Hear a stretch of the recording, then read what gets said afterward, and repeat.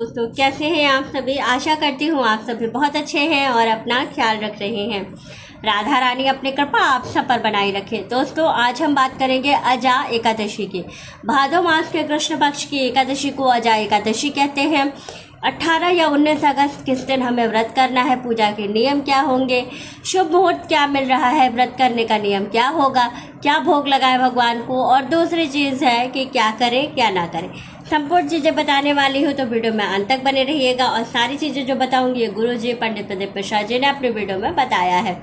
ये सारी चीज़ें वो शास्त्र पंडित ही बताते हैं, इसलिए मैं आपको बताने वाली हूँ। तो वीडियो को अंत तक ज़रूर देखिएगा और अच्छे से समझिएगा कि एकादशी तिथि कब प्रारंभ हो रही है, कब समाप्त हो रही है, व्रत पूजा का शुभ मुहूर्त आपको क्या मिल रहा है, सारी चीज़ें बताने वाली हूँ। तो चलिए वीडियो शुरू कर लेते हैं और अच्छे से समझ लेते हैं। लेकिन उससे पहले अगर अभी तक आपने मेरे चैनल को सब्सक्राइब नहीं किया है तो चैनल को सब्सक्राइब कर लीजिएगा और बेल आइकन को दबाना बिल्कुल ना भूलिएगा। जानकारी अच्छी लगे तो वीडियो को लाइक शेयर ज़रूर कीजिएगा। चलिए पहली चीज़ है कि अजा एकादशी का व्रत हम कब करेंगे। देखिए पहली चीज़ जान लेते हैं कि एकादशी तिथि कब प्रारंभ हो रही है और कब इसका समापन हो रहा है। तो एकादशी तिथि जो प्रारंभ हो रही है वो हो रही है 18 अगस्त को शाम को 5:37 पर, और एकादशी तिथि का समापन कब हो रहा है 19 अगस्त को सुबह 9:54 पर जो है वो एकादशी तिथि समाप्त हो जा रही है। मीन्स आपको क्या है कि 19 अगस्त को आपको व्रत करना है, क्योंकि सूर्य व्यापिनी तिथि ली जाती है जिसमें हमें दिन में पूजा करनी होती है। तो उस व्रत में हमेशा हम सूर्य व्यापिनी तिथि लेते हैं। ऐसे में अजा एकादशी का व्रत 19 अगस्त के दिन रखा जाएगा। अब विशेष रूप से बात करते हैं ब्रह्म मुहूर्त की, क्योंकि एकादशी तिथि पर ब्रह्म मुहूर्त का स्थान सबसे अच्छा होता है। तो ब्रह्म मुहूर्त का समय क्या मिल रहा है 4:02 से लेकर के 4:57 तक। इस बीच में आपको करना है स्नान। पवित्र नदी या सरोवर पर स्नान का सबसे ज़्यादा फल है, लेकिन नहीं कर सकते तो घर पर नहाने के जल में कुछ भी डाल करके स्नान कर लें। अब विशेष रूप से बात करते हैं पूजा के मुहूर्त की। इसमें इस बार की जो अजा एकादशी है इसमें 3 शुभ मुहूर्त मिल रहे हैं, क्योंकि जो इस बार की अजा एकादशी है ये बहुत ही शुभ तिथियों में पड़ रही है। साथ ही जो ये एकादशी है इस बार की, इसमें जो है बहुत से सर्वार्थ सिद्धि योग बन रहा है, विशेष रूप से मनोकामना पूर्ति योग बन रहा है, बहुत सारे योग बन रहे हैं। तो इन 3 मुहूर्त में आप पूजा करते हैं तो इसका आपको बहुत लाभ होता है। कौन से 3 मुहूर्त है? पहला मुहूर्त मिल रहा है 6:02 से लेकर के 6:54 तक। दूसरा मुहूर्त मिल रहा है 7:52 से लेकर के 8:57 तक। तीसरा मुहूर्त मिल रहा है जो एकदम आखिरी का मुहूर्त है आपका 9 बजे से लेकर के 9:54 तक। इसी शुभ मुहूर्त के साथ जो है एकादशी तिथि का समापन हो जाएगा। तो बहुत अच्छे से याद रखिएगा, इसी मुहूर्त में आपको करनी है पूजा।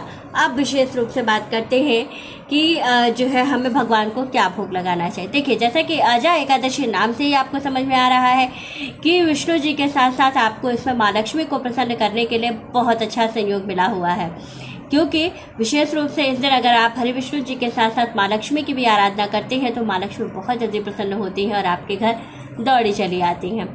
साथ ही आपको दहलीज पूजन तो एकादशी पर करना ही करना है।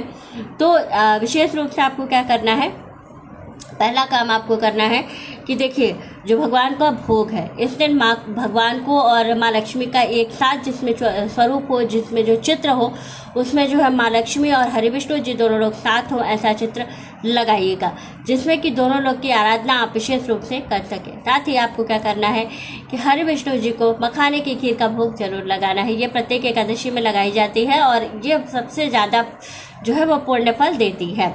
साथ ही दूसरी चीज़ आपको क्या भोग लगाना है, जो आप मखाने की खीर भोग लगाइएगा उसमें छुहारे का विशेष महत्व होता है इस वाली एकादशी में, तो छुहारा जरूर भोग लगाइएगा भगवान को। साथ ही फल में आपको इस वाली एकादशी में सेब का भोग जरूर लगाना है। कहा जाता है जो लोग अजा एकादशी के दिन सेब का भोग लगाते हैं वो हमेशा सर्वार्थ सिद्धियों को प्राप्त करते हैं और समस्त कामनाओं की पूर्ति उनके बहुत जल्दी हो जाती है। तो ज़रूर लगाइएगा, बहुत फलदायी है। साथ ही जो है ये तो हो गया। अब विशेष रूप से क्या है कि क्या करें क्या ना करें। देखिए एकादशी की तिथि का पहले भी आप लोगों को सारा बताया गया है कि क्या करना चाहिए क्या नहीं करना चाहिए, लेकिन फिर भी एक बार बता दे रही हूँ एकादशी तिथि के दिन जो लोग व्रत करते हैं वो लोग तो शुद्ध और सात्विक ही रहते हैं। जो लोग व्रत नहीं करते हैं वो लोग भी विशेष रूप से चावल का त्याग कर दें, सरसों के तेल का त्याग कर दें, मसूर की दाल नहीं खाएं, प्याज लहसुन तामसिक भोजन ना करें, घर में रोटी ना बनाएं। व्रत नहीं करता है, कोई भी नहीं करता है, कोई पूजा नहीं होती है एकादशी की, फिर भी घर में रोटी ना बनाएं इस दिन, क्योंकि जो लोग एकादशी के दिन रोटी बना करके खाते हैं उनके घर में दैत्यता आती है। तो इस बात का विशेष रूप से ध्यान रखें कि आप इस दिन पराठा या पूड़ी खा लें, रोटी ना बनाएं। तो इसका विशेष रूप से आप ध्यान रखें। साथ ही नाखून, दाढ़ी, बाल इत्यादि न काटें, महिलाएं बाल न धुलें, और छोटे बच्चे हैं तो वो विशेष रूप से इस दिन जो है अपनी कापी किताब वाली चीज़ों को अच्छे से संभाल कर रखें, जिससे कि उन पर माँ सरस्वती की विशेष कृपा बनी रहे। तो ये सारी चीज़ें बहुत ही छोटे छोटे उपाय हैं। और साथ ही जो लोग व्रत करते हैं उनको धरती पर शयन करना चाहिए और शुद्ध और सात्विक मन से हमेशा पूजन करना चाहिए। शिव जी का अभिषेक इस दिन ज़रूर करना चाहिए। और कुछ कार्य ऐसे हैं जिनको नहीं करने से आपको बहुत पुण्य फल मिलता है, जो मैंने आपको पहले बता दिया है। और विशेष रूप से इस दिन दहलीज पूजन जरूर करना चाहिए। दहलीज पूजन आप कब करिएगा? शाम के समय, प्रदोष काल के समय, जब माँ लक्ष्मी के आगमन का समय होता है तब आपको क्या करना है, अपने घर के मुख्य द्वार पर थोड़ी सी हल्दी लगा करके उस चौखट को अच्छे से साफ कर लेना है, हल्दी लगा देना है। और उसके बाद से दोनों तरफ घर के मुख्य द्वार के श्री यानी स्वास्थ्य का निर्माण करना है और 2 देशी घी के दीपक घर के अंदर की तरफ मुख करके आपको जला देना है। इससे क्या होता है, माँ लक्ष्मी का आगमन होता है। एकादशी के दिन जो लोग दहलीज पूजन करते हैं, व्रत करें या ना करें, जो लोग दहलीज पूजन करते हैं उनके घर में माँ लक्ष्मी का वास हमेशा होता है और वो लोग हमेशा जो है जीवन में तरक्की करते हैं। तो बहुत ही छोटे छोटे उपाय हैं, लेकिन इनको करने से आपको बहुत बहुत लाभ होता है। तो ज़रूर करें, इन सभी से आपको संपूर्ण फल की प्राप्ति होती है और जीवन में लाभ मिलता है। तो वीडियो अच्छी लगे, जानकारी अच्छी लगे तो वीडियो को लाइक, शेयर और सब्सक्राइब ज़रूर कीजिएगा। राधे राधे।